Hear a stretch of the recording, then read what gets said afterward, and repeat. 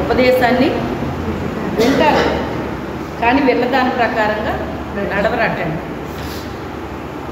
కానీ ఇక్కడ దావీదు ఏం చెప్తున్నాడంటే, నీ ఉపదేశమును అనుసరించి నడుస్తున్నాను అని చెప్తున్నాడు. అయితే ఒక పుట్టిన బిడ్డ ఎలా నడుస్తారండి? పుట్టిన బిడ్డ నడుస్తారా? ఎంత రావాలి? కొంతమంది సంవత్సరానికి ముందే నడుస్తారు, 11వ నెల అలాగ రావాలి, నడుస్తారు. అయినప్పటికైనా ఆ బిడ్డ చేయి పట్టుకుని మనం ఏం చేయాలి? నడిపించాలి. నడిపిస్తే అప్పుడు నడక నేర్చుకుంటారండి. మనం చెయ్యి పట్టుకోవడం ద్వారా వాళ్ళు ఏం చేస్తారు? నేర్చుకుంటారండి. తల్లి తండ్రి లేకపోతే మరి ఇది వరకు అయితే అమ్మమ్మలో తాతయ్యలు నానమ్మలో తాతయ్యలు వీళ్ళు ఏం చేసేవారు? పిల్లలకి నడక నేర్పించేవారండి. ఆ రీతిగా వాళ్ళ నడక నేర్చుకునేవారు. నేర్చుకున్నప్పుడు మరి అలాగా ఇంకెప్పుడు నేర్పుతారో చెప్పండి? ఎప్పటి వరకు నేర్పుతారు వాళ్ళకి? వాళ్ళంతట వాళ్ళు నడిచేంత వరకు నేర్పిస్తారు. వాళ్ళంతటి వాళ్ళు నడవడం నేర్చుకున్న తర్వాత వాళ్ళు చేయి పట్టుకొని ఇస్తారు. ఇంకా వీళ్ళు పట్టుకున్న వాళ్ళు ఊరుకోరండి పిల్లలు, అవునా కాదా? వాళ్ళంతటి వాళ్ళు నేను నడిచేస్తాను, నాకు తెలుసు, నేను నడిచేస్తాను అని చెప్పేసి ఆ చెప్పడం రాపోయినా చెయ్యేలాగా విదిలించేస్తారన్నమాట, పట్టుకొనేవారు. అంటే వాళ్ళకి నడకొచ్చింది. నడకొచ్చినప్పటికైనా ఇంటి దగ్గర నడవడం వేరు, గచ్చు మీద నడవడం వేరు, నేల మీద నడవడం వేరు, రోడ్డు మీద నడవడం వేరు, జనం మధ్య నడవడం వేరు, అవునా కదా? మరి ఎన్ని రావాలి వద్దా? ఎక్కడొచ్చింది నడక? ఇంట్లో వచ్చింది. కానీ ఎక్కడ రావాలి ఇంకా నడక? బయట రావాలి, నేలను బట్టి రావాలి, బయట జనాంగం మధ్య నడవాలి, అవునా కాదండి? ఒక టౌన్కి వెళ్ళారనుకోండి, మీ పిల్లల్ని చెయ్యి వదిలేశారంటే వాళ్ళు మీరు పట్టుకోగలరా? వాళ్ళు మీరు ఎక్కడ ఆగిపోతారో వాళ్ళు తెలియదు, ఏ షాప్ దగ్గర ఆగుతారో తెలియదు, తప్పిపోరా? మరి ఎలా ఉంటుందో ఒకసారి ఆలోచించండి. నడకంటే మనము దేవునిలో నడవడం అనేటువంటిదంట ఇంట్లో నడవడం రావాలి మనకి, బయట నడవడం రావాలి మనకి, గచ్చు మీద నడవడం రావాలి, నేల మీద నడవడం రావాలి, తారు రోడ్డు మీద నడవడం రావాలి, ప్రజల మధ్య నడవడం రావాలి. ఎక్కడికి వెళ్తే అక్కడ మనం నడవగలగాలండి. కొన్ని రోడ్లు దాటాల్సి వస్తుంది. యువతల నుంచి అవతలకి వెళ్ళాలంటే ఎంత టైం తీసుకుంటుందో మీరు ఆలోచన చేయండి. పెద్ద పెద్ద సిటీస్కి వెళ్ళామనుకోండి, యువతల నుంచి అవతలకి వెళ్ళడానికి అరగంట పైన పట్టినట్టు ఉంటుంది ఒక్కో చోట. అసలు ఆగబండి అయ్యి ఆగవు, అలా ఉంటుంది. అలాంటిది పుట్టిన బిడ్డకి నేర్పిస్తారు, అదే కొన్ని నెలల తర్వాత నేర్పిస్తారు, కానీ తర్వాత తల్లిదండ్రి వాళ్ళకి నేర్పిస్తారా? కానీ ఒక మాట చెప్పేవారండి, మరి ఇప్పుడు చెప్తున్నారో లేదో నాకు తెలియదు, కానీ జాగ్రత్తగా వెళ్ళు. స్కూల్కి పంపించేటప్పుడు ఏమంటారు? జాగ్రత్తగా వెళ్ళు, జాగ్రత్తగా రా. పిల్లలని అప్పుడు ఎలా చెప్పేవారంటే, కొట్టుకోకుండా అందరూ కలిసిమెలిసి ఉండాలి. ఎలా ఉండాలి? అందరూ కలిసిమెలిసి ఉండాలి, కొట్టుకోకుండా అని చెప్పేవారు అప్పుడు. ఇప్పుడు ఎలా చెప్తున్నారంటే, ఎవరైనా నిన్నేమన్నా అంటే వెంటనే కూడా ఏం చెప్తున్నారు, అవునా కదా? అదేనా నేర్పుతుంటే ఇప్పుడు పిల్లలకి? కొంతమంది తల్లిదండ్రులు అయ్యే నేర్పిస్తున్నారండి. ఎవరైనా నిన్ను కొడతాను అంటే ముందు వాళ్ళని ఏం చేయాలి? నువ్వు కొట్టి చూపించాలి. వాడేంటి నిన్ను కొట్టడం ఏంటి, ఆ పిల్లేంటి నిన్ను కొట్టడం ఏంటి అని చెప్పేసి తిరిగి కొట్టేమని నేర్పిస్తున్నారండి ఇప్పుడు తల్లిదండ్రులు. అది కరెక్టేనంటారా? అదే మనం నేర్పించాల్సింది. గొడవలు పెట్టుకోకూడదమ్మా, జాగ్రత్తగా ఉండాలి, అలాగా ఇలాగా ఈ చెప్పుకోవాలి మనం.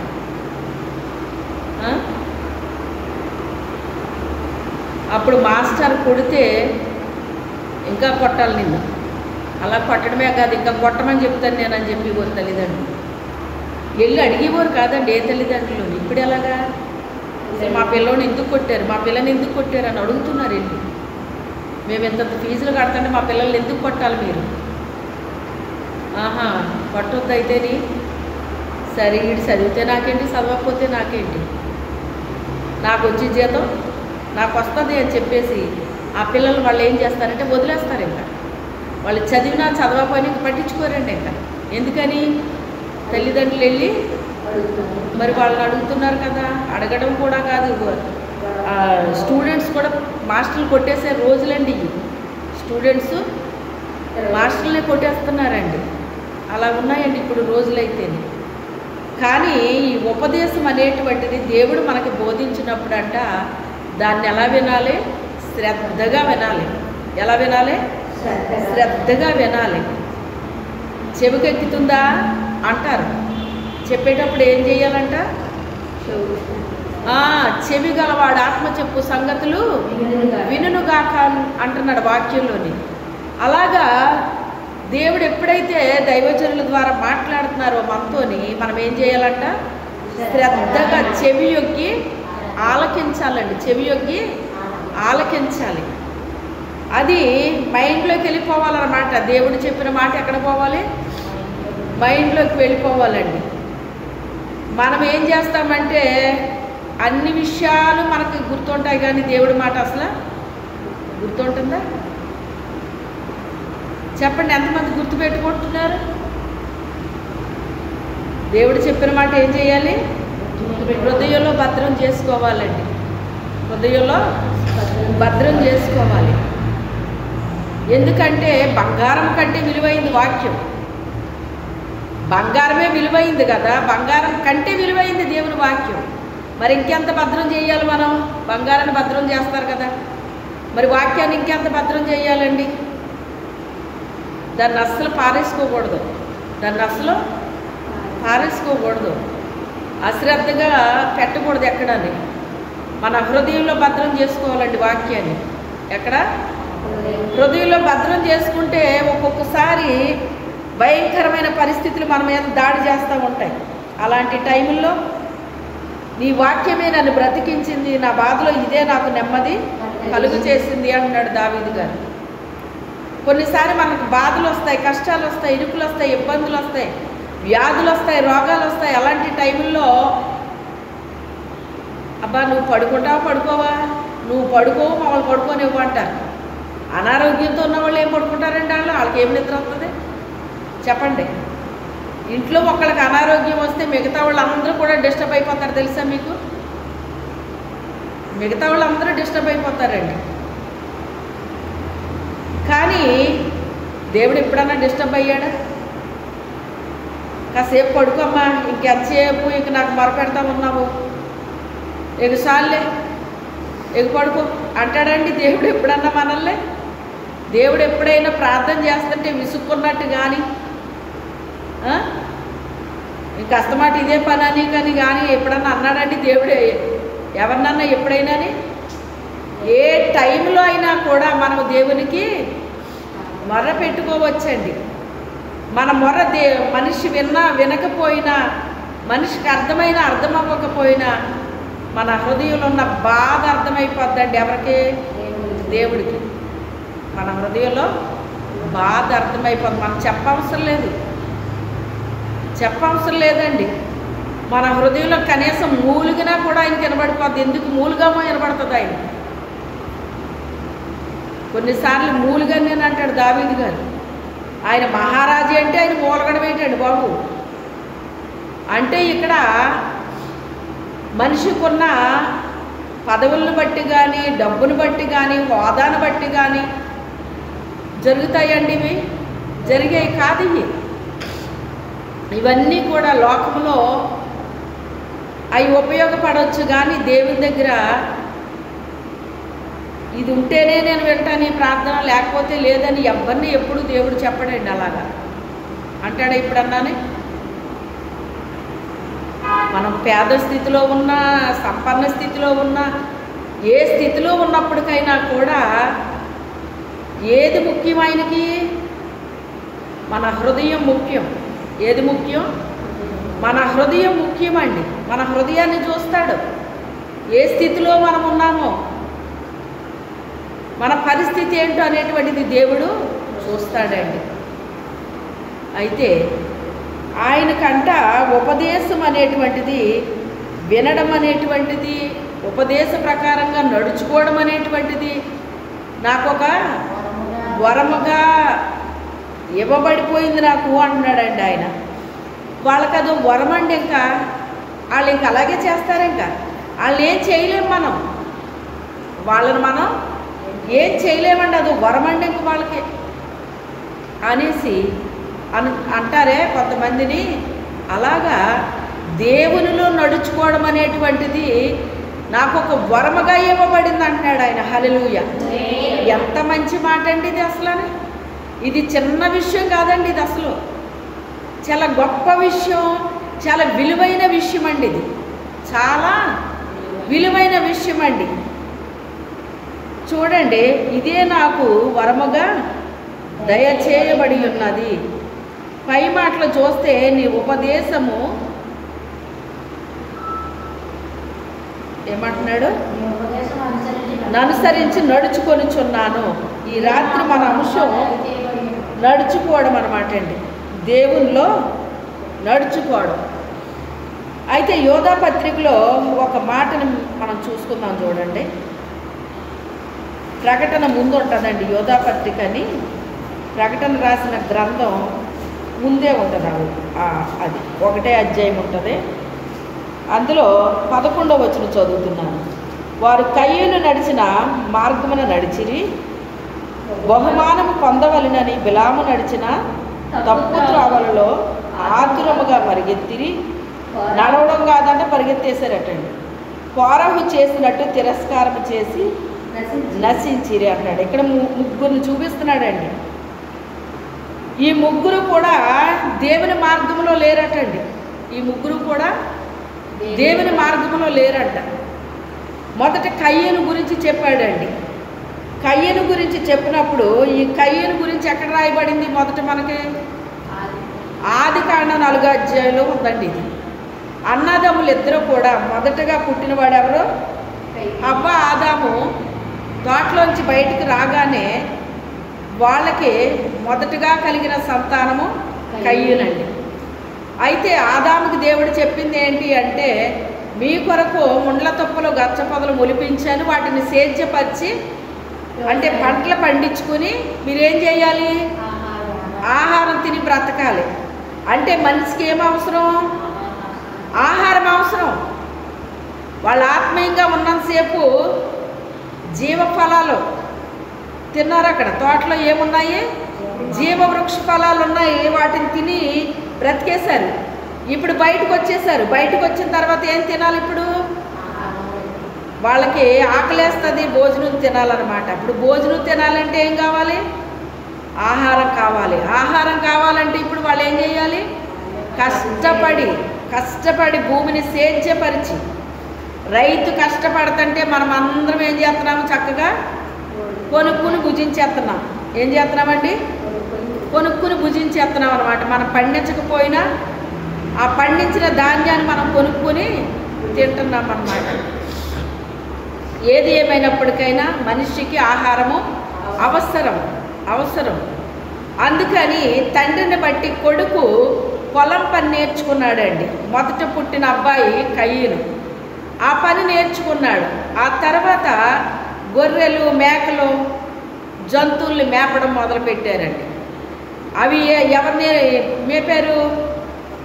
తర్వాత పుట్టిన హేబేలు మేపినప్పుడు ఈ తల్లి తండ్రి దేవుని యొక్క తోటలో ఉన్నప్పుడు వాళ్ళ లైఫ్ చాలా బాగుందండి. రేపేమి తిందుమా, ఏమి త్రాగుదుమా, ఏం ధరించుకుందుమా అనే ఆలోచన లేకుండా, చింత లేకుండా హ్యాపీగా బ్రతికేశారండి. కానీ సాతాను ఊరుకుంటాడండి? ఊరుకోడు. మనం ఎప్పుడైతే హ్యాపీగా ఉన్నామో మన సంతోషాన్ని పోగొట్టేస్తాడాడు, ఏదో రూపంలో పోగొట్టేస్తాడండి. మన సంతోషంగా ఉండడం వాడికి నచ్చదు, ఆనందంగా ఉండడం వాడికి నచ్చదు. ఏదో రూపంలో మనలో ఉన్నది పోగొట్టే వరకు వాడికి నిద్ర పట్టదన్నమాట.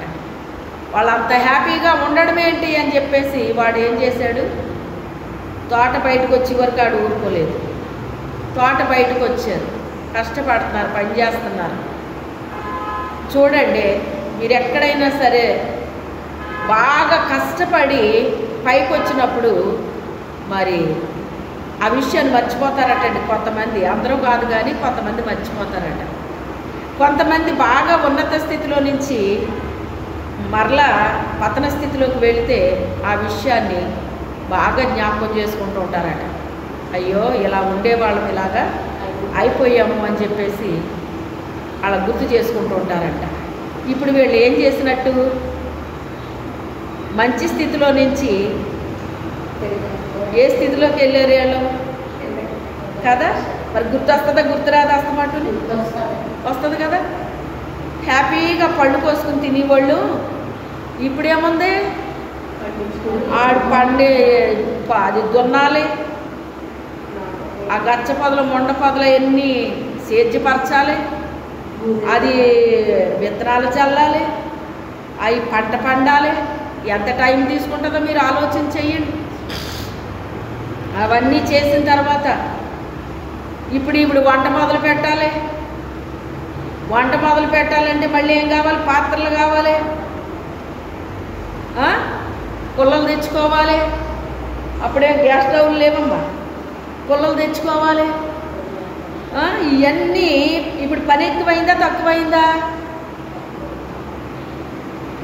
పండు కోసుకుని తినటం ఎలాగుంది, ఇప్పుడు ఇవన్నీ చేసుకోవటం ఎలాగుంది?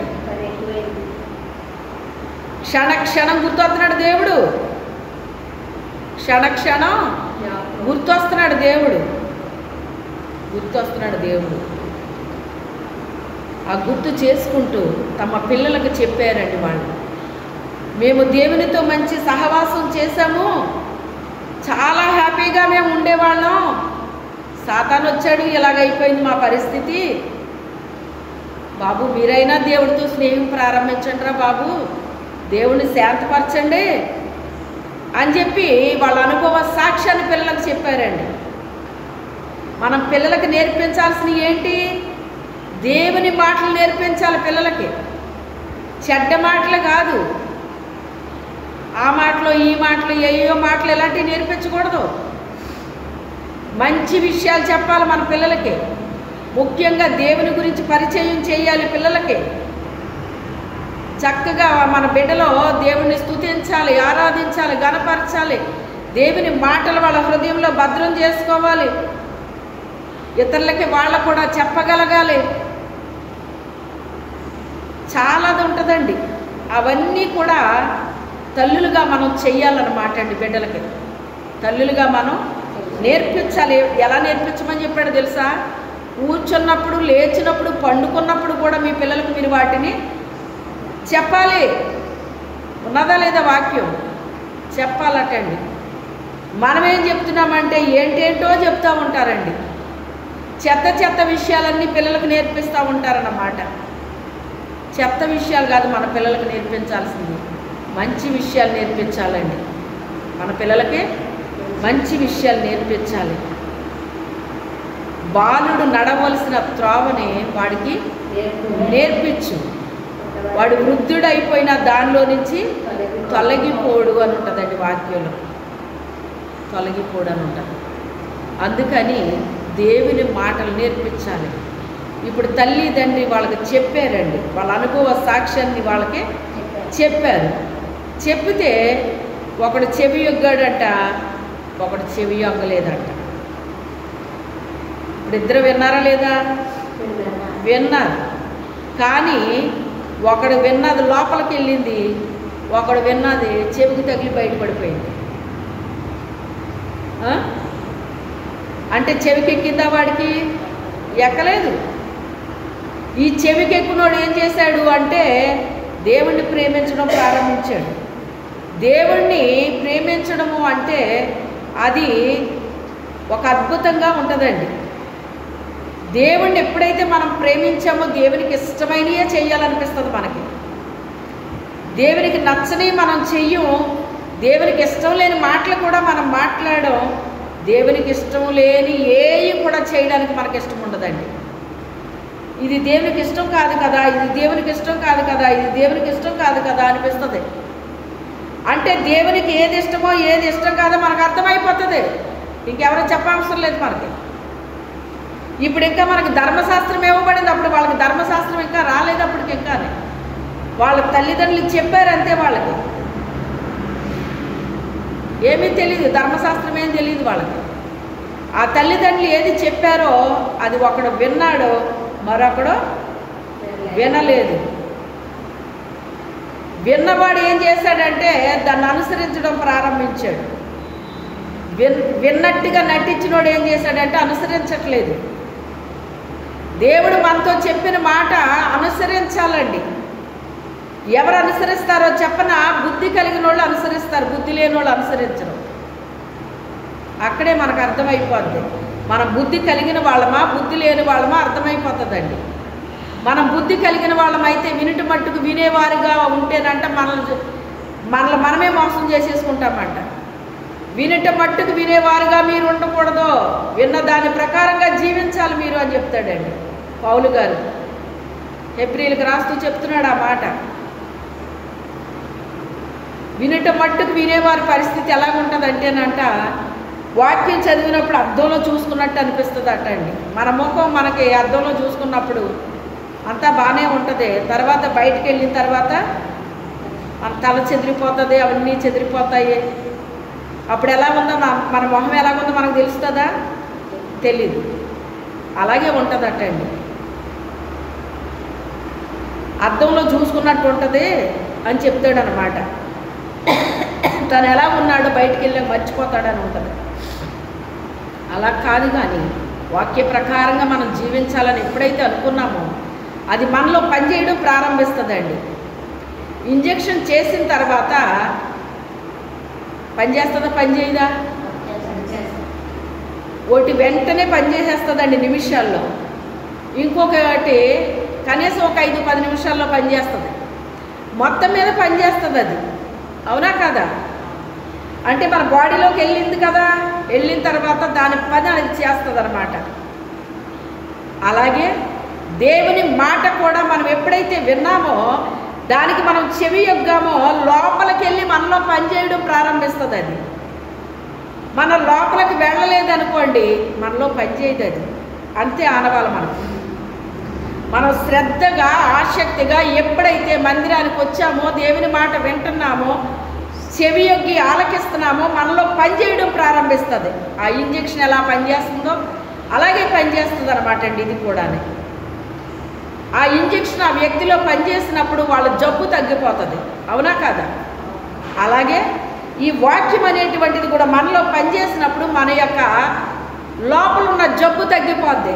ఆత్మీయమైన పరిస్థితుల్లో ఏదైతే ఉందో, కొంతమందికి దురద చెవులు ఉంటాయంట, కొంతమందికి కంటి జబ్బు ఉంటుందంట, అంటే ఆత్మీయ గుడ్డుతనం ఉంటుందట అండి.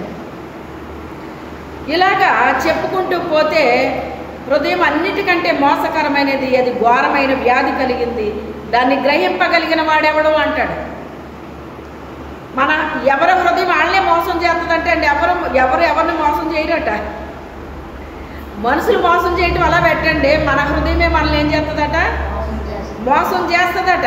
మోసపోకుడి దేవుడు వెక్కిరింపబడడు, ఏది విత్తావో ఆ పంటనే నువ్వు కోస్తావని ఉంటుంది వాక్యంలో.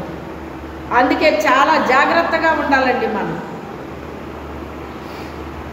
మనలో ఉన్న ఆ గుడ్డితనం ఉంటే గుడ్డితనం పోతుంది, లేకపోతే కుంటుతనం ఉంటే కుంటుతనం పోతుంది. చెవులకి ఏమన్నా దురద చెవులు అయితే అవిస్వస్థత వస్తుంది, బుద్ధికి స్వస్థత వస్తుంది. కొంతమందికి నిబ్బరమైన బుద్ధి ఉండదటండి. అలాంటి బుద్ధి లేని వారికి కూడా వాక్యం లోపలికి వెళ్తే ఏమవుతుందట? బుద్ధి కలిగిస్తుందట, బుద్ధి వస్తుందటండి. బుద్ధి లేని వారికి బుద్ధి కలుగు చేస్తుందటండి వాక్యం. అందుకని ఈ వాక్యం అనేటువంటిది లోపలికి వెళ్ళాలి మనిషికి. పైన విన్నట్టుగా ఉన్నాము అంటే ఏమీ లోపల పనిచేయదండి. అది లోపలికి వెళ్తేనే మనకి పనిచేస్తుంది. అందుకే వాక్యం ఎక్కడికి వెళ్ళాలి? హృదయంలోకి నేరుగా వెళ్ళిపోవాలి. అది పైన కాదు మనం వింటాం, అలా వినేసి అలా వదిలేయటం కాదు. మీకు చాలాసార్లు చెప్పాను, చిన్న వయసు నుంచి వాక్యం వినటం, దాన్ని అలా నెమరు వేసుకోవడం అనేటువంటిది పరిశుద్ధాత్మ దేవుడు నాకు అలవాటు చేశాడండి. నాకే పాస్టర్ గారో చెప్పలేదు అలా చెయ్యాలని, ఎవరో చెప్పలేదండి నాకు. అసలు పరిశుద్ధాత్మ దేవుడు నాకు అలవాటు చేశాడు. నాకు చాలా ఇష్టంగా వెళ్ళేదాన్ని దేవుడి దగ్గరికి. ఎప్పుడు దేవుణ్ణి స్మరించుకుంటూ ఉండేదాన్ని. ఎప్పటికీ దేవుని గురించి ఎక్కువ ఆలోచిస్తాను, ఎక్కువ ధ్యానించుకుంటాను. అంతే తప్ప అది ఎలాగా ఇది ఎలాగని ఆలోచించవచ్చు, కానీ దేవునికి ఇచ్చినంత స్థానాన్ని మట్టుకు దేనికి నేను ఇవ్వనండి. అందుకే దేవుడే తన కార్యాలు నా జీవితంలో అయినా నా కుటుంబంలో అయినా జరిగిస్తూ ఉన్నాడు. ఆయన జరిగిస్తున్నాడండి. మన తెలివితేటలతో జరిగించాము అంటే అది కొంతవరకే జరుగుతుందండి. కానీ దేవుడు జరిగించాడు అంటే అది చక్కగా జరిగిస్తాడండి. ఆయన చక్కగా జరిగిస్తాడండి. అందుకే దేవునికి మనల్ని మనం అప్పచెప్పుకోవాలి. మన హృదయంలో స్థానం ఇవ్వాలి ఆయనకి. మన గృహంలో స్థానం ఇవ్వాలి ఆయనకి. హృదయంలో స్థానం ఇచ్చినప్పుడు గృహంలో కూడా స్థానం ఇస్తాం ఆయనకి. ప్రార్థన రూమ్ అని కట్టుకుంటారండి కొంతమంది. అది తప్పని నేను చెప్పట్లేదు, కానీ ఆ రూమ్లోకి వెళ్ళినప్పుడు మాత్రం పరిశుద్ధుల్లాగా రూమ్లోకి వెళ్తారు. ఆయనకి ఏదో చెప్పాల్సిన పాఠం అప్పచెప్పేసి బయటకు వచ్చినట్టు, బయటకు వచ్చేసిన తర్వాత ఊరు గొడవలన్నీ మాట్లాడుకుంటూ ఉంటారు. ఏం ప్రయోజనమే కాదు. అంటే రూమ్లోకి ఎందుకు వెళ్ళినట్టు? ఒక పిల్లోడో పిల్లో పాఠం చదువుకురామంటే చదువుకుని వచ్చి అప్పచెప్పేయడమా? దేవుడి దగ్గరికి వెళ్ళి, దేవుడి దగ్గరికి వెళ్ళాము ప్రార్థన చేస్తున్నాము అంటే పాఠం అప్పచెప్పడం కాదు. దేవునితో మాట్లాడాలి. ఏం చెయ్యాలి? హృదయంలో ఒకటి పెట్టుకుని నోటితో ఒకటి ప్రార్థన చేసామనుకోండి, ఏమైనా ప్రయోజనం ఉందా? మన హృదయంలో ఏముందో నోట్లోంచి కూడా అదే రావాలి. ఎందుకంటే మన నోటి మాట విన్న దేవుడు మన హృదయాన్ని కూడా చూస్తున్నాడు. ఆయన రెండు ఒకటి అవ్వాలి. మనం ఏది ప్రార్థన చేస్తున్నాం అది మన లోపల కూడా అదే ఉండాలి. ఏది మన లోపల ఉందో అదే మన నోట్లోంచి బయటికి రావాలి. రెండూ చూస్తున్నాడు ఆయన.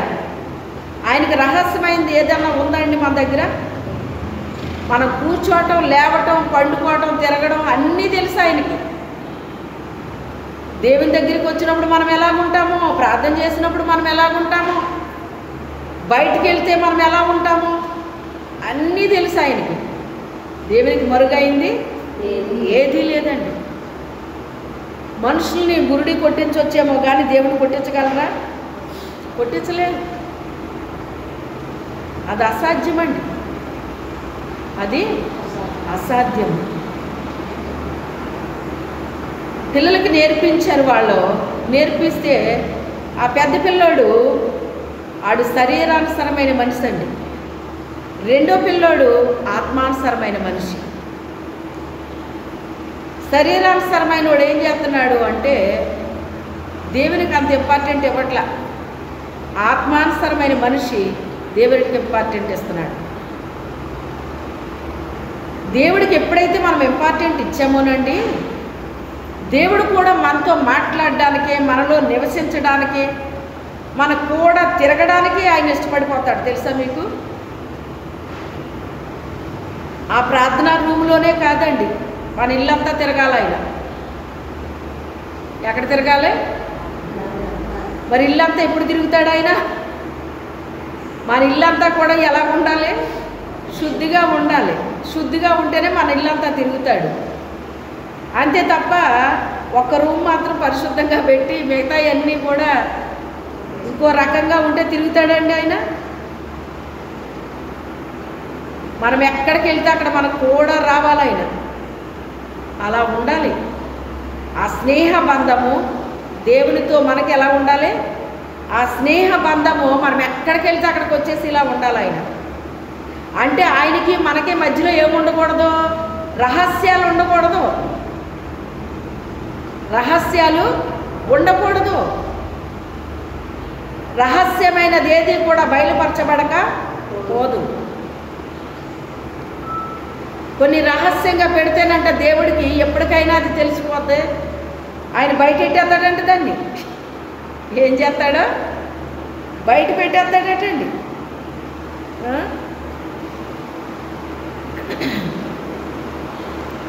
కొంతమంది ఏం చేస్తారంటేనంట దేవుని బిడ్డలు బయట పెట్టడానికి చూస్తారటండి. బయట పెట్టడానికి చూస్తే వాళ్ళనే బయట పెడతాడట దేవుడు. కొంతకాలానికి ఏం చేస్తాడు? వారినే బయట పెడతాడటండి. వీళ్ళని అవమానపరిచాము, నిందలు వేసేసాము, ఎగతాళి చేసాము అని అనుకుంటేనంట వాళ్ళు ఇంకా భయంకరంగా మనుషులందరి మధ్య అవమానం కలిగేటట్టు చేస్తాడట దేవుడు. వీళ్ళు రహస్యంగా చేస్తారట, వాళ్ళని బహిరంగంగా అప్పగిస్తాడటండి దేవుడు. తెలుసా మీకు? అందుకే దేవుని బిడ్డల జోలికి వెళ్ళకూడదండి. మనం దానియేలు జోలికి వెళ్ళారండి. ఏమైనా ఆ కుటుంబాలన్నీ దానియేలు సింహాల బోర్లోకి పంపితే తిరిగి రావడని ఎంతో హ్యాపీ ఫీల్ అయ్యారు వాళ్ళు. కానీ క్షేమంగా తిరిగి వచ్చాడా లేదా? మరి అతని మీద నేరం మోపిన వాళ్ళు ఏమయ్యారు? అదే బోర్లోకి వాళ్ళు వెళ్ళారు, కానీ తిరిగి వచ్చారు వాళ్ళు. ఒక్కడ తిరిగి రావడం అసాధ్యమా? కొన్ని కుటుంబాలు తిరిగి రావడం అసాధ్యమా? ఏది అసాధ్యమండి? కుటుంబాలు వెళ్ళిపోయారట ఆ బోన్లోకి. ఒక్కళ్ళు కూడా బయటకు రాలేదంట. సింహాలు వదిలిపెట్టలేదండి ఒక్కళ్ళు కూడా. కానీ ఒక్కడు వెళ్ళాడు, క్షేమంగా తిరిగి వచ్చాడట. గల కారణం ఏంటి?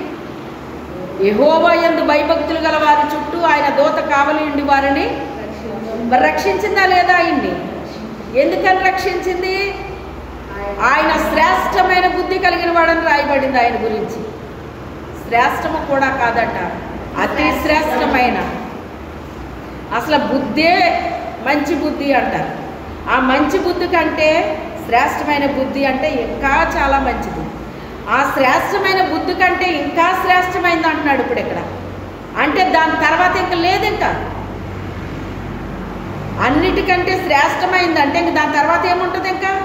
ఇంకేముండదు. ఇంకా అంత శ్రేష్టమైన బుద్ధి కలిగిన వాడిని ఎక్కడికి పంపించారు? వాళ్ళందరూ ఆలోచించి సింహాల బోన్లోకి పంపించారు. ఇంకా వీడిని మనం చూడకూడదు అన్నట్టుకి, వీడిందులో చచ్చిపోవాలి అని పంపించారు కావాలని. కానీ అతని పక్షంగా దేవుడు ఉన్నాడన్న సంగతి పాపం వాళ్ళకి తెలియదు. దేవుడు అతనికి తోడుగా ఉన్నాడన్న విషయం తెలియదు ఆ మనుషులు. సింహాల బోర్లోకి వెళ్ళిన తర్వాత అంటే చాలా హ్యాపీగా చేసుకున్నారంట పాపం వాళ్ళు. ఏంటది? ఫంక్షన్ అనాలా లేకపోతే పార్టీ చేసేసారు పాపం. ఇంకేమొస్తాడు ఆడాడు మొహం, అన్ని సింహాల మధ్యకి పంపమ్మను ఆయన అలాగా ఎల్లగాని పాటికి కాజేసేసి ఉంటాయి. తెల్లవారులు ఎగుతాడు మొహం చూడలేకపోయే వాళ్ళు మనం అని చెప్పి పార్టీ చేసేసుకున్నారంట. కాకపోతే తెల్లారేటప్పటికి వచ్చిన కబురు ఏంటి అంటే, రాజుగారు మిమ్మల్ని అందరినీ ఓసారి రమ్మన్నారని కబురు వచ్చిందంట వాళ్ళకి. కబురు వచ్చేటప్పటికి వాళ్ళు వెళ్తే, ఎందుకు ఏంటో కబురు? మీ ఫ్యామిలీలన్నీ కలిసి ఇక్కడ రండి అన్నాడు ఆయన. ఫ్యామిలీలన్నీ కలిసి వచ్చినాయి అంట. జాగ్రత్తగా తీసుకెళ్ళి అందులో వేసేయండి అన్నాడు అంట. ఎలా ఉంది ఇప్పుడు? ఒక్క మనిషే కదా అని చెప్పి అనుకుంటారు. ఆ ఒక్క మనిషి వెనకాల ఎవరున్నారన్నది అర్థం కాదండి చాలామంది. ఒక్క మనిషే అని ఆఫ్టర్ ఆల్ అనుకుంటారండి. అతను మామూలోడైతే ఆఫ్టర్ ఆలే కానీ అతను మామూలోడు కాదు. ఆమె మామూలు మనిషి కాదు. ఆమె వెనకాల ఎవరున్నారు? దేవుడు ఉన్నాడు. దేవుడి కంటే బలమైన వ్యక్తులు ఎవరన్నా ఉన్నారా? అందుకే దావీదు అంటాడు, నా బలమా, నా కోట, నా ఆశ్రయదుర్గమా, నా కొండ. ఎన్ని పేర్లు పెట్టుకున్నాడో దేవుడికి ఆయన్ని ఆశ్రయించుకున్నాడు బాల్యం నుంచి. ఆయన్ని హత్తుకున్నాడు, ఆయన్ని ఆశ్రయించాడు, ఆయన ఉపదేశాన్ని విన్నాడు. నాకు ఇంత జ్ఞానం ఎలాగొచ్చింది అంటే నేను ఆయన ఉపదేశాన్ని విన్నాను అని చెప్తున్నాడు ఆయన. వృద్ధుల కంటే విశేషమైన జ్ఞానం నాకు రావడానికి గల కారణం ఏంటి అంటే నేను ఆయన ఉపదేశాన్ని బాల్యం నుంచి విన్నాను అంటున్నాడు ఆయన. ఇదంతా నేర్పింది ఎవరు అతనికి? పరిశుద్ధాత్మ దేవుడండి. దీన మనసు గలవారి కంట ఆయన నేర్పిస్తాడటండి. ఏం నేర్పిస్తాడట? నడక నేర్పిస్తాడట. ఎలా నడవాలో నేర్పిస్తాడట. ఇంటిలో ఎలా నడవాలో, బయట ఎలా నడవాలో, ప్రజల మధ్య ఎలా నడవాలో, ఎవరి మధ్య ఎలా నడవాలో, ఎక్కడికి వెళ్తే ఎలా నడవాలో అన్నీ నేర్పించేస్తాడంట ఆయన. అందుకే గుణవతి అయిన భార్య దొరుకుట అరుదు అట్టిది ముత్యము కంటే అమూల్యమైంది. అనుభవము చేత ఆమె వ్యాపారాన్ని చేస్తుందటండి. అనేక విషయాలు అనుభవంతో తెలుసుకుంటుందట. అప్పుడు ఆమె వ్యాపారము చేస్తుందటండి. ఆ వ్యాపారంలో లాభమే కానీ నష్టం రాదు అంటున్నాడు. ఎవరికి లాభం? ఏ దేవుడిని కలిగి ఉన్నదో ఆ దేవుడికి ఆమె ఏం చేస్తుందట? లాభాన్ని సంపాదిస్తుందటండి. లాభాన్ని సంపాదిస్తుందట. ఆయనకి మేలే కానీ కీడు చేయదటండి. కీడు చేయదంట.